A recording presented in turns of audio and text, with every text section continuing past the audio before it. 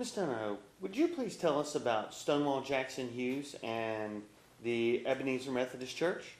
Oh, there's so much I could tell you about Ebenezer Methodist Church, but as I was thinking about my grandfather today, Stonewall Jackson Hughes, he lived at Muddy Creek, and the church is there also across the road from where he lived at that time. And he was married a second time. We called her Aunt Martha. Went to see him with my mother and my Aunt Edith McDaniel. And when we got there, he was sitting on the porch. And she was also, and they were rocking and swinging. And I always loved it when I could get some older people on the porch talking, because then I would find out a lot of information.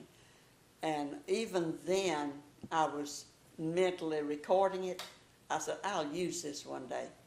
But he started telling us, and he said, children, something happened last night here. And I thought, this is going to be good. Somebody said something ugly, or somebody got in a little fight or something, and I was excited about that. And he said, Martha and I were sitting on the porch, and out of the graveyard at Muddy Creek Church, where we could see, that was Ebenezer Church, we could see it from where we were, the church and the graveyard. He said a big ball of fire rolled out of the graveyard, down the road, turned in at our house, and went into this house. And I immediately wanted to leave because I was so frightened. And so, Mama, any of them didn't ask any questions, but I wanted to know. So I kept saying, what was it? And my mom would say, hush, Becky. And I'd wait a few minutes. I said, well, what was it? She said, wait, we'll talk about it later. Well, when we left, before we left though, he looked at us and he looked at me and he said, that means that somebody's going to die here. And I thought, well, everybody was so healthy looking, you know, and walking around and spry. But anyway, Mother and I and Aunt Edith got in the car to go home. And I would say, Mama, what did that mean? She said, we're not going to talk about it. Because during those years, they didn't talk about things like that. They just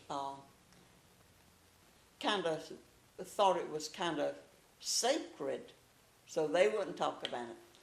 But anyway, all the way home, what did that mean? What did that mean? And she wouldn't tell me anything else about it. Never talked about it. She lived to be 86 and never would talk about it at all.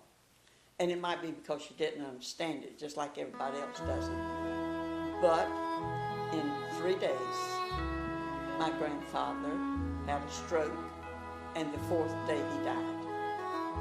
And I thought of that so many times because I was standing there when they went to bury him, and the truck that come to get him belonged to Gil Davis, and it backed up to the porch. His casket was put in the truck, and it went that same route that ball of fire, he said, went, and went back to the graveyard with his body. And after years later, when I was putting that story in one of my books because it was so traumatic for me as a child. And so I went to Davil, whose dad was the Gil Davis that drove the truck to the graveyard. And I asked him, I said, you remember that? He said, yeah. I said, did anybody ever talk about it? He said, no. Nobody, none of the sisters, nobody would say anything about it. And I said, well, why not? He said, they were frightened just like you and I are when we talk about it. So it was just a time in history when it happened. But I would like to mention he was a godly man.